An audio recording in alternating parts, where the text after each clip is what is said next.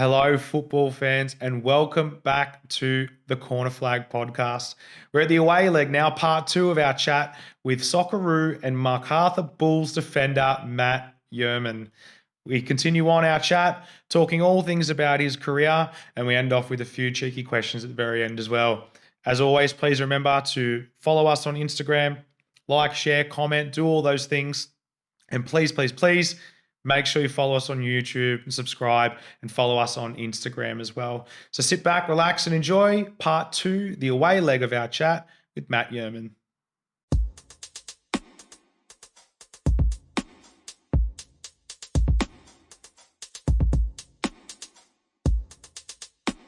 Yeah. And you spoke about that playing in a back three, and then that really coincided with your call up to the Socceroos. What a lot of people probably don't realise with that, you're 27, 28, first call up. You're not getting called up for friendly games. Yeah. You were called up straight, like those 2-leg knockout to make a World Cup. Was it the 2 legs? Yeah. Yeah. 2 legs, yeah. Home and away, Yeah. How does it go? First of all, I'll go this one first. Did you think your time had passed? Like you weren't going to get a call up? At 27, 28, you're probably, at first centre-back, probably coming into your prime. Yeah, true. And maybe before the Suwon move, did you think maybe it's not going to happen? Yeah, look, I look back now and I think if I was to stay at Sydney, I don't think I would have got a call up. That's just that's just my honest opinion. I think around that time as well, it was a lot harder for A-League players to sort of get chances. So yeah, when I made that move overseas, it wasn't just like thinking like, oh, I should be in the Socceroos now that I've gone overseas. Like I've obviously had to go there and do well, but yeah, even then I still wasn't sure if I'd be selected. Obviously, if the team progressed directly, maybe I don't even get that chance. Think of that. Yeah, so in hindsight, it was good that they didn't qualify. Gave you a few caps. Yeah, and then I think I was on the short list for the games before against Japan and stuff. But yeah, I wasn't picked, so I sort of knew I was around that time. Yeah, and then then I got picked for those Syria games in Malaysia and back in Sydney. So yeah, for me it was just I remember getting the message from the team manager when I was on the bus to a game for Suwon, and I just couldn't, like, I just remember the feeling like I just can't beat it, and obviously went to Malaysia thinking like maybe I might be on the bench or whatnot, and just another Ange, chat that I remember like very well now, and he pretty much said to me, you can get called up for these friendly games, and that's okay, there's nothing wrong with that, but if you get called up for these must-win games and you do well, then you're pretty much showing that you deserve to be here, and I just remember him saying that to me, and I was like, I just got goosebumps. Like I'm like, I'm ready. Like let's just play the game now. I think, like I said, it's just a top experience for me all around. Yeah. It would have been, I suppose, a strange experience as well, coming in your first camp into these do or die kind of clashes. Like a lot of people will get a gig, even in the group games, like you can still drop points here or there and still be okay. But this was like, could you feel that tension when you came into the squad, or was it more of a relaxed? Because you're obviously playing with top players as well. And Syria probably at the time not seen as a football powerhouse, but pressure's still on to win those games. Yeah. So how did you feel? How was the pressure in the camp, tension levels in the camp when you got there? I'd say the pressure was there. Like you could feel it was a bit tense at times, but the way Ange sort of like made you feel, and like, I don't know, I think one of his team talks it's sort of been recorded, and I think Ryan McGowan spoke about it once, and he just he tells you, you're not just playing for yourself today. You're playing for your family. You're playing for all the people that have been along the journey with you. You're playing for people that have passed away that were on the journey with you. He just makes you, like, the way he speaks just motivates you to do well. And for me it was my first cap, but I didn't feel that pressure, to be honest. I was just like, I play every game like it's my last anyway. I want to win every game. I hate losing, so those type of games don't really faze me, to be honest. It was in some respects similar to the derby games when it was like sold out, and full stadiums. And then obviously going from there to the Honduras games, the crowd over there was another level as well. And I remember him sort of using that newspaper article that they put in the paper over there was something about how many million of people there and 11 kangaroos or something like that. And he's like, that this is what we love, like Aussies back to the wall type of stuff, team spirits, stay together, and we'll get through this, and end of the day we got through, and just so many like nice memories from all those games. Yeah. And we'll go to the World Cup in a second, but I have one other question, and feel free you can talk about this or not if you like, but it does tie in because you guys played a game against John Book, if you remember. Yep. And you got a ban from that game. Are you all right to talk about it? I'm not sure. I think it's fine now. Like, yeah, okay, yeah, obviously. Just more personal. I don't know. Yeah. Okay. Yeah. Only because so a bit of backstory. This is what I could find out about it was John Booker got in some trouble for bribing referees or someone in the background, or there's been some sort of thing. Yeah, there was some talk about that and years earlier. Yeah, they won a dodgy penalty or something. And the thing that I found was that you did the how much you paying the ref kind of symbol, right? And I know that you've come out that's not exactly what you said. Yeah. But anyway, you end up copping a ban for that. Yeah. And that banned you for the couple of games leading up to Socceroo's games. Potentially, yeah, I believe so. Yeah, so I did. Yeah. So did you worry about that at all in terms of, I'm not playing at the moment, might not get a call up kind of thing? Or, can you tell me what did happen? Yeah, to be honest, around that time, I was sort of, obviously on the pitch, I'm a bit of a nutcase at times, and I don't apologise for that. Really. A bit of white line fever. I love winning for my team or my club or country, and I don't really care what the opposition think about that. So for me, I did that, and I remember getting home that night and sort of thinking like, because a lot of the Suwon fans loved it. Of course, yeah. So they were like tagging me in photos. Because John Booker, a big club as well, right? Yeah, like, it's a they big were the game. biggest club when I was there. Yeah. They pretty much won it almost every year, like them and FC Seoul and stuff, and that's why it was a big game, I guess. Like we were playing at home. Mm-hmm. For me, it wasn't a pen at all. Like, was it against you? No, it wasn't against me either. Like it was one of the boys, but I always backed my boys. Let them know. Yeah, and it was a legend of Korea or of John Book that got the pen, or he was about to take it, and I just lost my head. I love it. Just I think I said to him like, how much do you pay or something? Because I knew there was some story about them paying the refs, but I didn't think it would get that big, And then I had to. I found out I got the ban, 2-game ban, and I think it was like 2,000 US. But like I said, all the boys loved it. The fans loved it. Like it actually made me bit of a cult hero, I guess, in Suwon. And there's no statue outside the stadium like that. But the game that I missed, I remember watching it in the grandstand, and they made a big banner for me, like in Korean, saying like, "We support you." And that's bad. Yeah, it was like things like that. He's like, "Oh, I love these fans. Like Suwon's my team in Korea. Like I would do anything for them and the fans. Like just love the whole time I was at the club." And from that time, I guess I was just getting tagged in things like these people were sort of doing these ones because that means love in Korea, I think. Okay.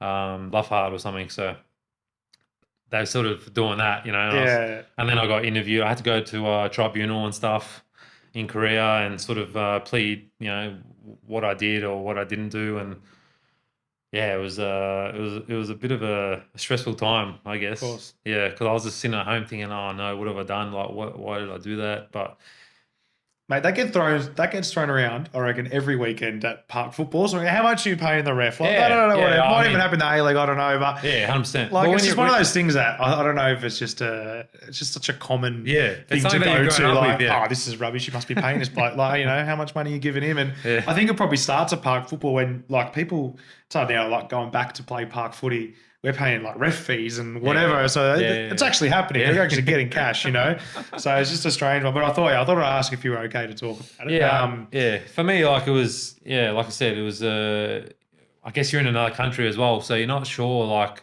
how things are taken differently, you know. Yeah. And Yeah. there was a lot of questions after that, interviews asking me about it, and that type of thing. But I think I was getting a lot of messages from people saying like, "Thanks for sticking up for us as a club," you know, like because Yeah. for me, I think it was.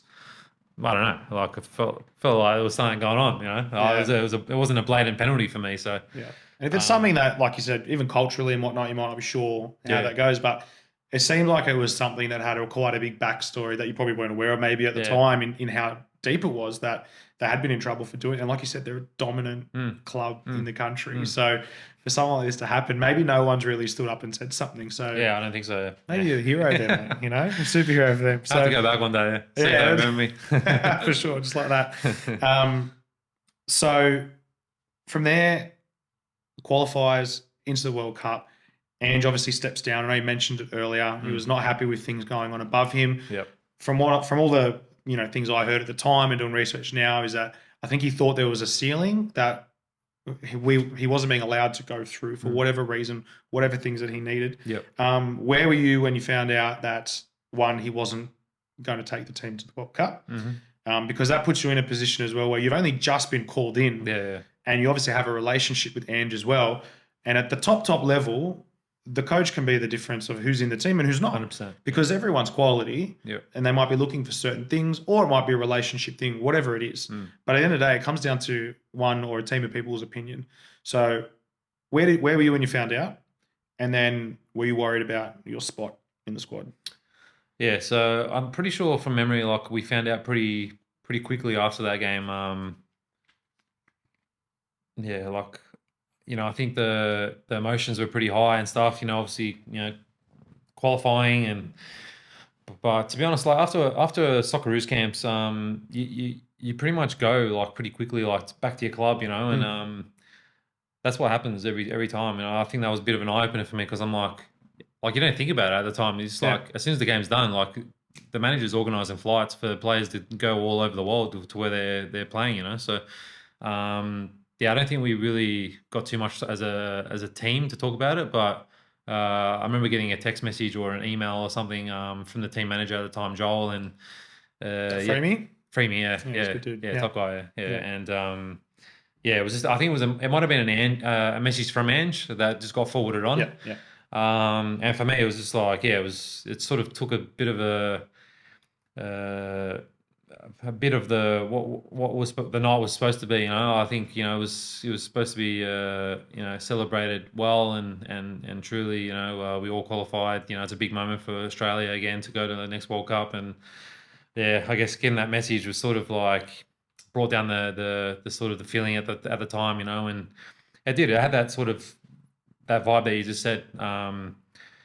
It's like, oh, am I going to be, who's the next coach? Sort of that feeling when he left Brisbane, like, oh, who's coming in now? Like, is going to be sort of someone that likes me or someone that's going to give me a chance. And I guess from my point of view, I said I've done well in these last 4 games. So I guess everyone starts on a new level, but you don't really know until the new coach comes in, So that was when the Dutch coaches came in for that, just for the World Cup, and but something that's probably not really it wasn't really spoken about too much was after that last game for the Socceroos against Honduras, I went back to Korea, and I just remember like having a bit of knee pain, and then sort of like walking. I think I was walking on the street to a restaurant or something, and I just like felt this big like pain in my knee, and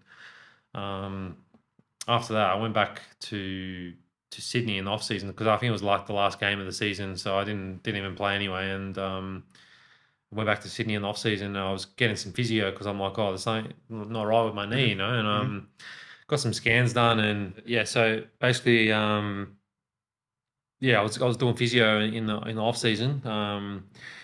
And trying to get my knee, right. It was, he said, just need to strengthen your knee up, and don't need surgery and stuff. Because I got a scan and it sort of showed a bit of something with the meniscus, but he's like, you don't need a surgery, just strengthen it and it should be okay. And then I was like, okay, no worries. And then, but I was still getting pain in that, and then went back to preseason in Korea, and I think it was after like 2-3 days, got worse, and then I went to a doctor there, got a scan done, and he's like, "You need surgery ASAP. Like, you've done your meniscus." I was like, "Oh shit, Yeah.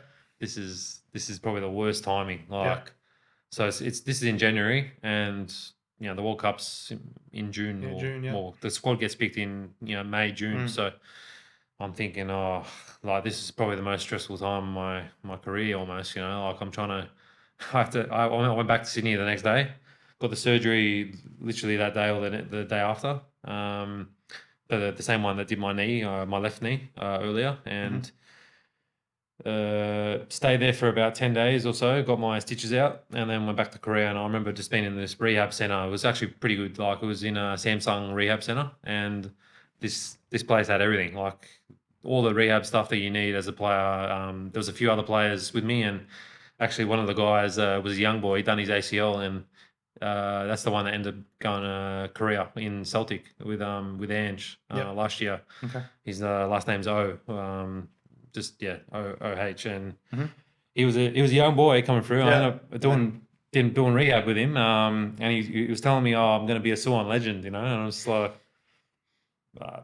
maybe they all say that, in the academy, but he actually like done really well after I left, and I was like watching the team and watching him, and yeah, now he's at Celtic. So that was a bit of a story of my rehab.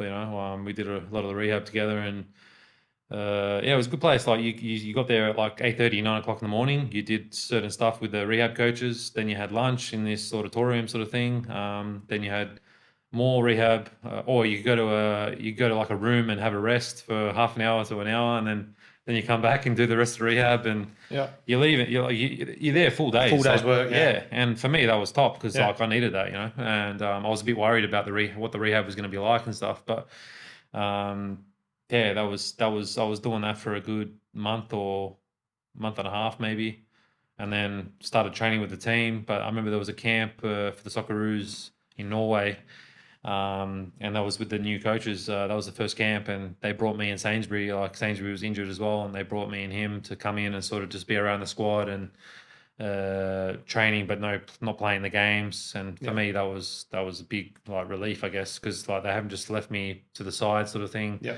They don't know me. I've got an injury. Like I'm thinking, oh shit, Could have easily just gone. yeah, could have went the other way, Yeah. And so for me, it was good. I went to that camp, met them, made I think it was a decent impression. They kept me in the next camps and stuff, and I guess when I went back to Suwon, I didn't really play like every game consecutively, but like I still played enough games to sort of get a little bit of match fitness, and then went to the training camp in Turkey, where we were based and we were training like twice a day. It was pretty hard, and I wasn't really fully fit either. So it was like trying to get myself fit to play these games, but also a bit of pain in my knee as well. And I was just like, this couldn't have happened any other year, sort of put me behind the other centre backs because I hadn't had that match fitness, and didn't get a minute in the World Cup. But for me, it was still probably the best experience I've had.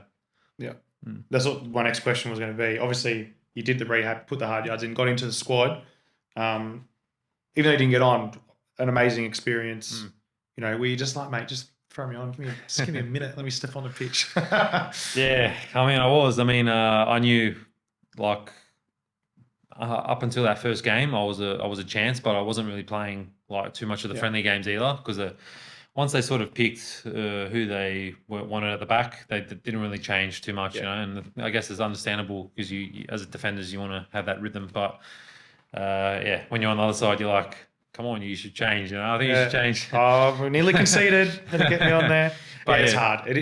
I talk about that position with a lot of people, and for you, you're kind of like, I want the team to win, but the guy in my spot, I don't want him to play well.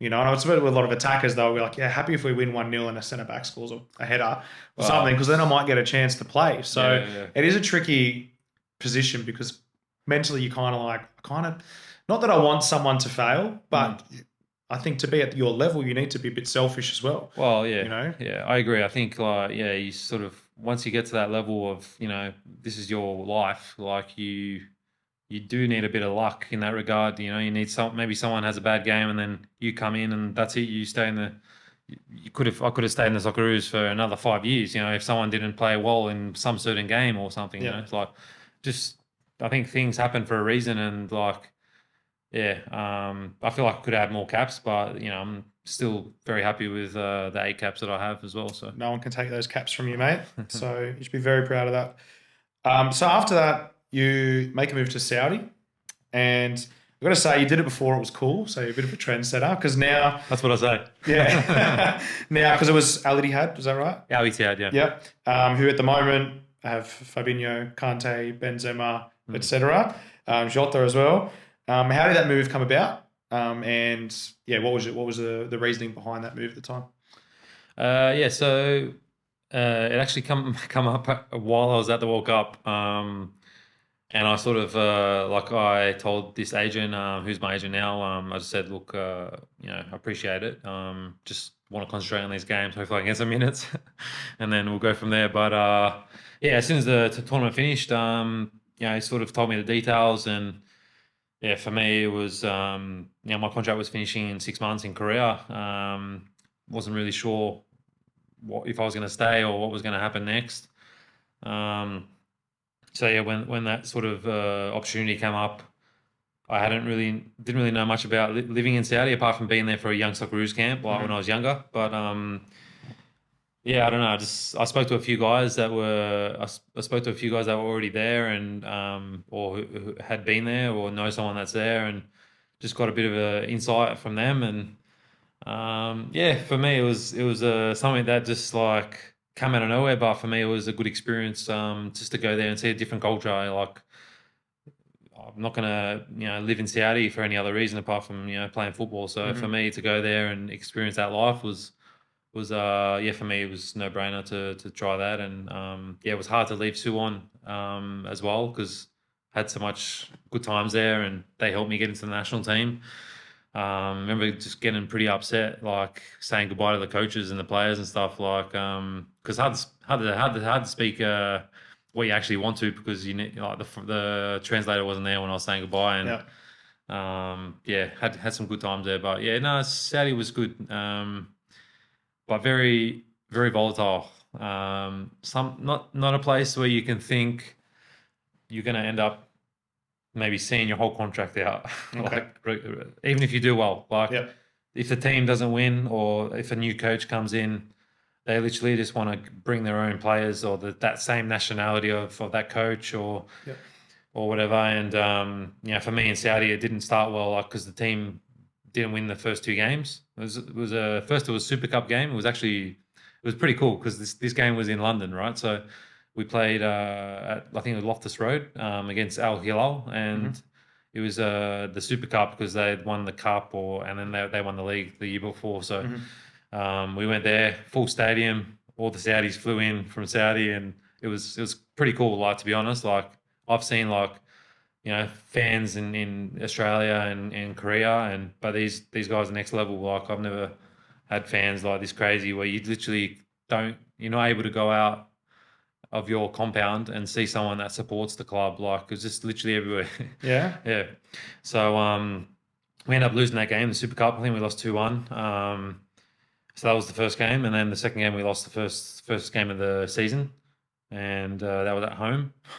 Straight away the coaches were out, so the fans are like looking to the owner, I remember, and like they're just like, and the owner's like, yeah, out like that, and I was just like, oh wow, like, Yeah. this is 2 games. yeah, it's crazy. And I was like, well, I guess this is a bit of an insight to what I've come to, like, and I guess that didn't help because we didn't win for a few more games after that. I think we had a caretaker come in. Yeah, we had a caretaker come in. It was just a Saudi guy, and then Slaven Bilic came in. So yeah, and then I was away for the Asian Cup, and he was like bringing in his own foreigners. But I hadn't heard nothing about my position, so I was like, oh, I should be safe. Should be sweet, like I don't know. And then came back, and 2 days before the window closed, he sort of brought me aside and said, oh, you're not going to be registered to play the rest of the season. I was like, oh, cheers. Wow.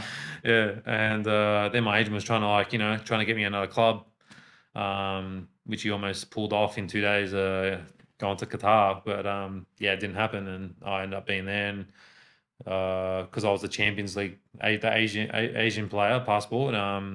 But they brought me in to play the Asian Champions League. So I pretty much just played those games for the rest of that second half of the season, and yeah, we qualified for the next round and stuff. So I guess that was a positive. But Yeah.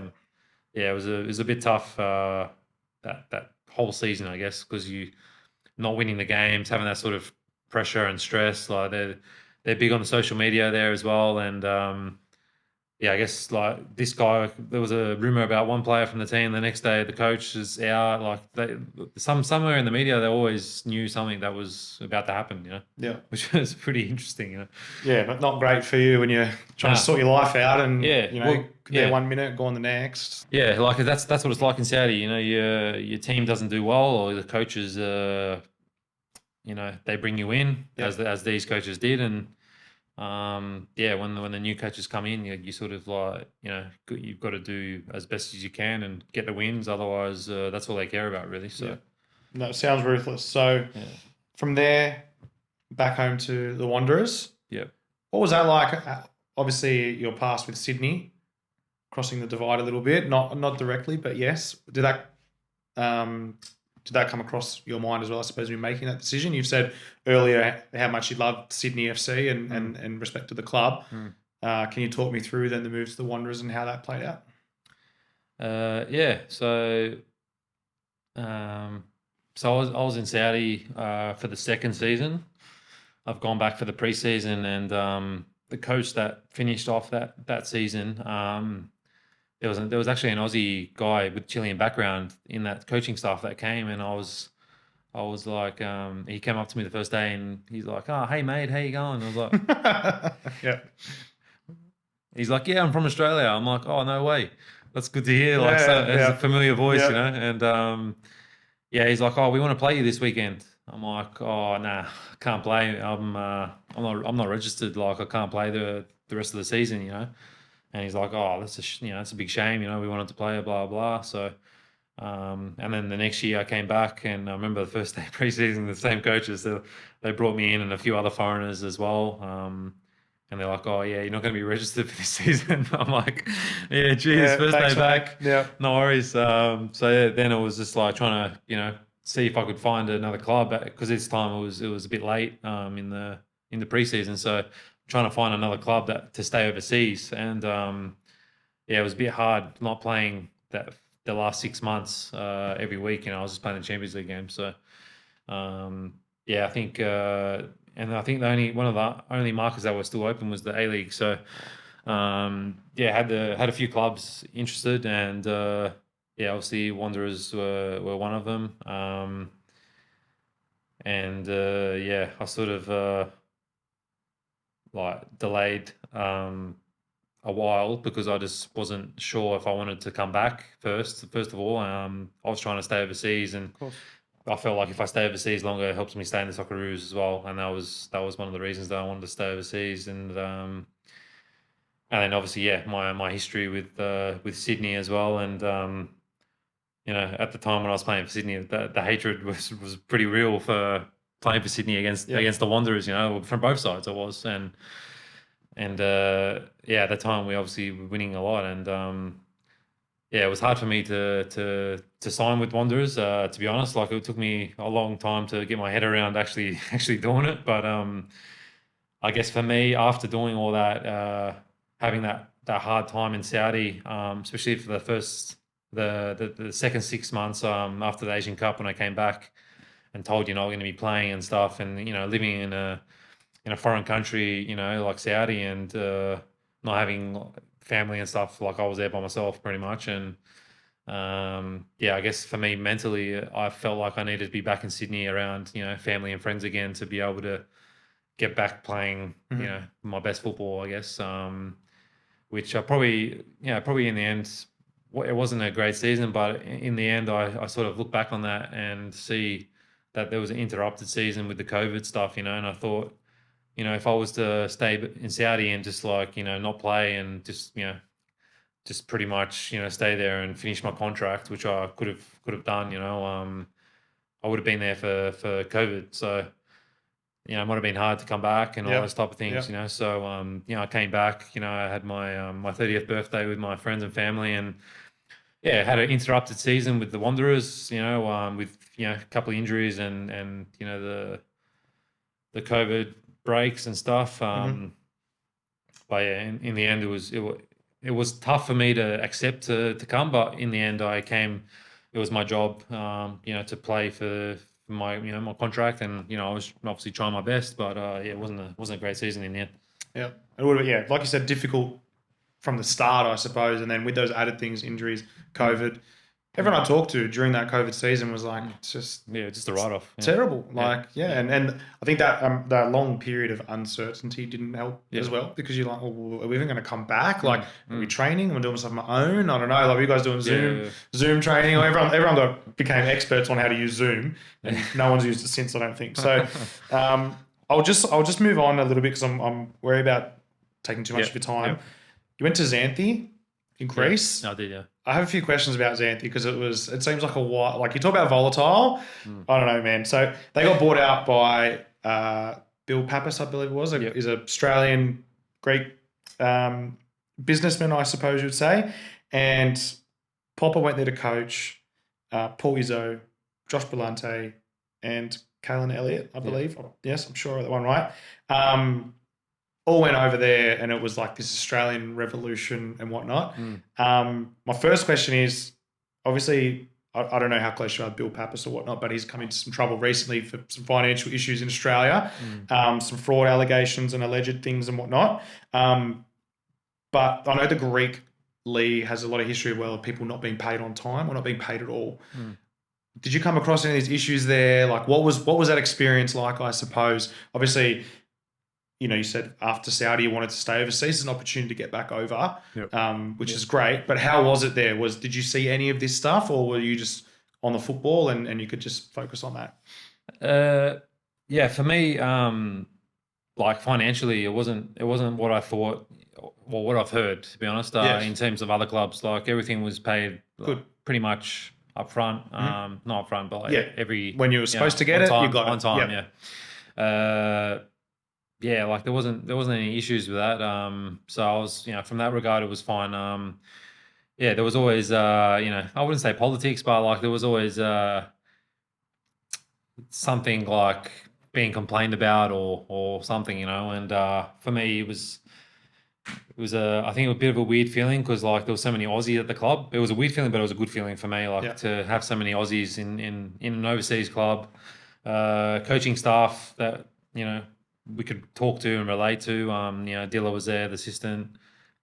Scott Smith, the analyst, was there. Mike, and then Popper's sons were there as well. So there was quite a few Aussies there, and it was all going all right, to be honest. And then we had a bad few results, and then Popper got sacked obviously during about the midway point of the season. Which was disappointing because we don't know how the rest of the season would have went. So they ended up bringing an old Greek guy in, and this guy was he was a good guy and everything, but he had some old school training methods, and it was just a bit of a I guess from going from Popper sessions to his was a bit of a drop down a bit in intensity and stuff, but I think even the Greek players like they were maybe complaining about how hard some of the sessions were at the start, but then they were complaining how bad these ones were in the end.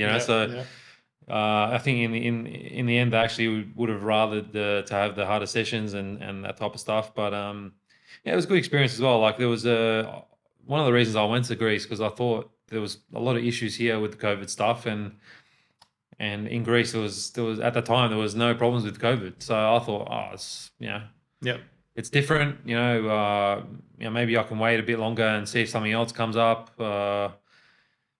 Maybe, but for me, having this opportunity to have an Aussie owner, Aussie coaches, and some Aussie players, it's like why not just go and enjoy it. There wasn't it wasn't like a financial thing that I was like, oh, it's going to be better for me. It was more about it. Just go there for an experience.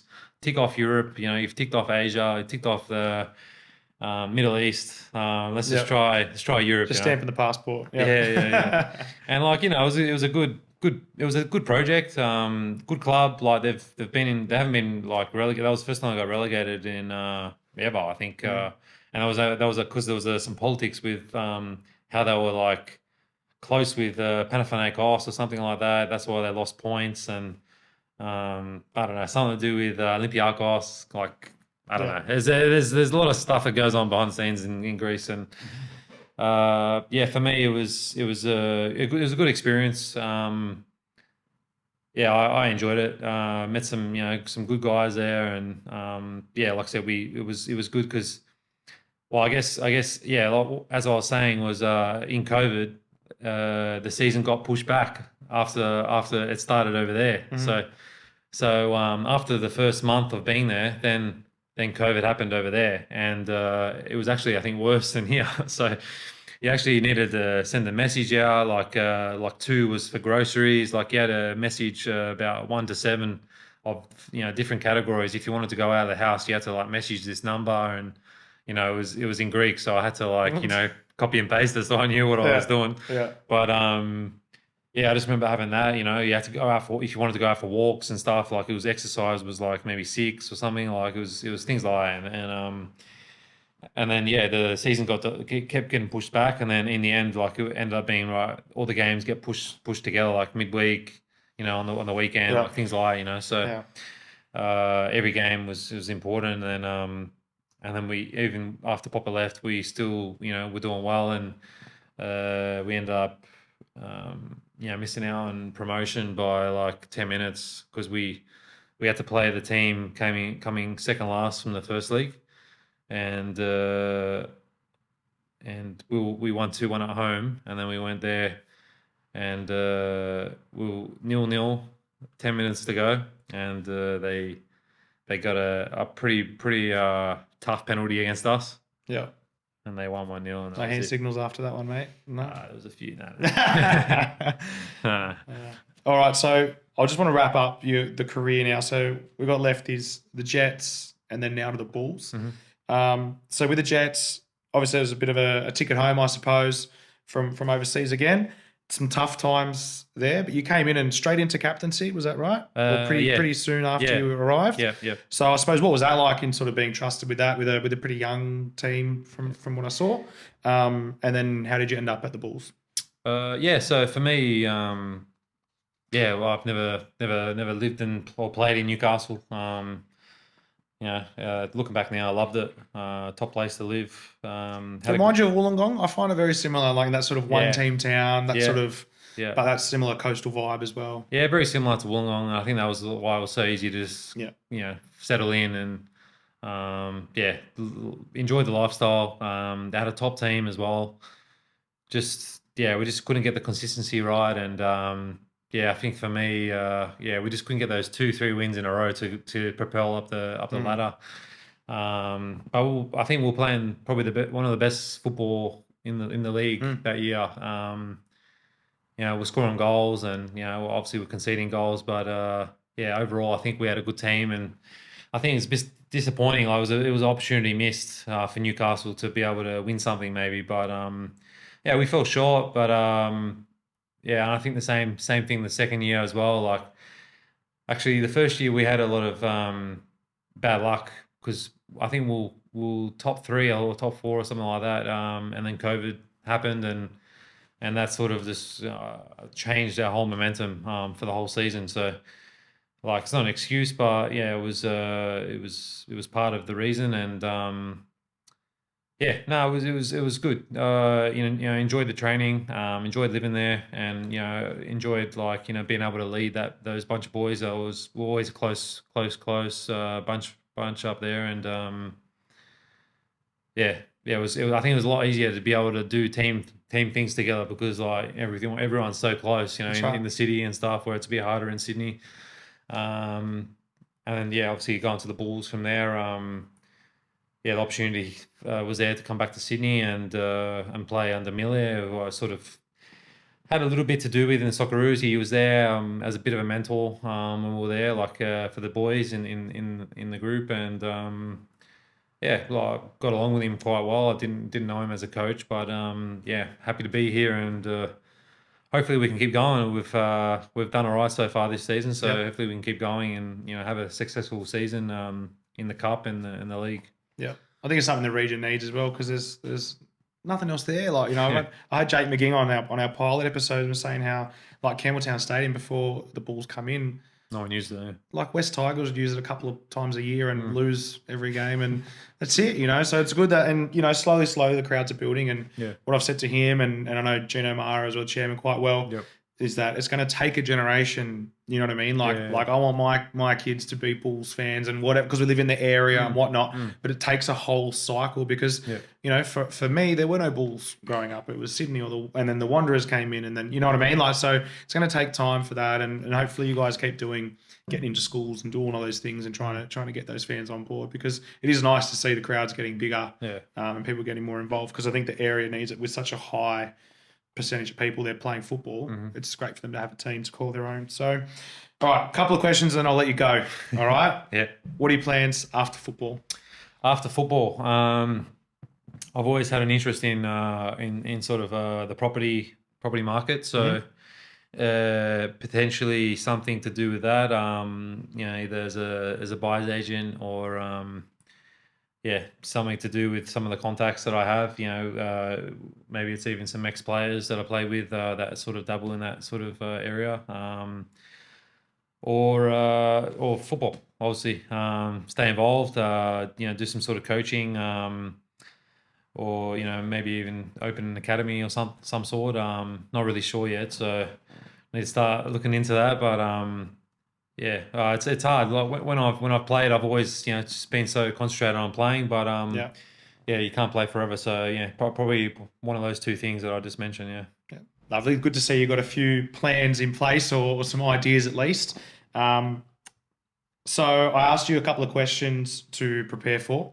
We're going to go through those quickly. So dinner, 3 people, dead or alive, past, present. Who are you inviting? 3 people. I've always enjoyed having a laugh at dinner. So maybe Kevin Hart. Yep. Will Ferrell. Oh, so he's top for me. Yeah. And probably have to invite the missus. Yeah, brownie points right there. I'll get that onto socials. I'll just cut that bit and you'll look $1 million, mate. Don't worry. Pretty good. And I want to know the best 5 players that you've played with. So they can either be as in terms of if you got along with the most, or like the most talented, or wherever you want to do it. I don't mind. In terms of structure, do not care as long as you're a goalkeeper. Oh, okay. So Oh, please. like a five-a-side kind of thing. Yeah, but look, we've had a Keeper. few in the past, and there's been not much defending going on. So feel free to let the attackers run forward. Yeah, true. To be honest, I've enjoyed playing with Kurto. So I think he's been one of the best keepers I play with. So I'll probably have him in there. Yeah, he is excellent. Who else? Can be from Socceroos or club, whatever, wherever you want to put it. Probably need some Ninkovic flair. Yes, I'll allow it.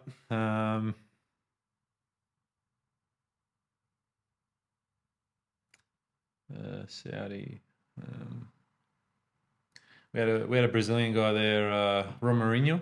Mm-hmm. He's still there now, so that I think that says a He's lot. one of their top goal scorers, Yeah, in the club. yeah. Yeah, I saw that his says- name pop up. Yeah, it says a lot about him to be able to be there for that long. Yeah. But maybe him. And then maybe Alex Brosk for his goals. Yep. And his banter as well. I don't know who else. I've got one more, yeah? One more, yeah.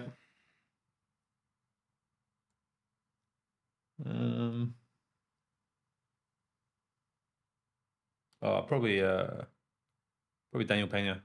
Yeah. Yeah.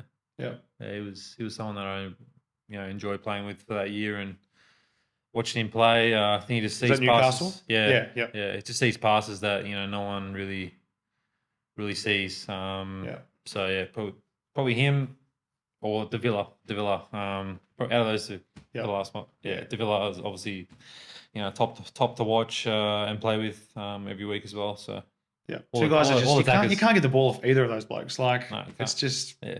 ridiculous, But yeah, that's a pretty good 5. What about against guys you've played against? Can you give me a top 5? So I played against some guys in the international friendlies. Yep. So I played against Harry Kane. Go on, mate. Name drop away.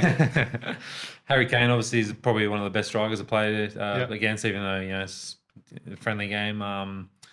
Hazard, Diego Costa. Who else? Fornaroli is always a bit of a handful. Yeah. What about a keeper? Keeper.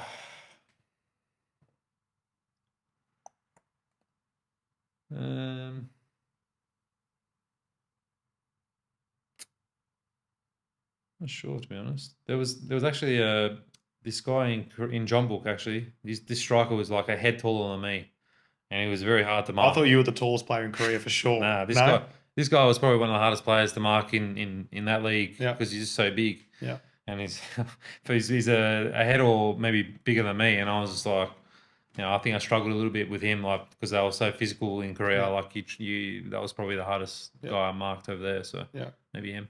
Yeah, lovely. Yeah. All right, mate. That brings us to the very end. Yep. Thank you so much for being so generous with your time. No worries, man. We'll drop the warm up will come out, and then we'll drop the other 2 parts of the episodes will come out. So hopefully people enjoyed the chat and got to know you a bit better. And I can't thank you enough. All right. Thanks for having me, man. Appreciate it. Thank you so much. Pleasure. Thanks, bro.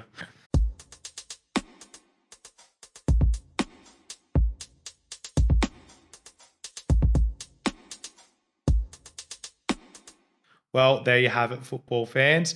Our part 2, the away leg of our chat with Matt Jurman, is done. As always, make sure you jump onto YouTube and Spotify. Make sure you're following us, and on Instagram as well. Make sure you're liking and sharing our content. Thank you, as always, for choosing to score some goals with us here. And don't forget to celebrate with the corner flag.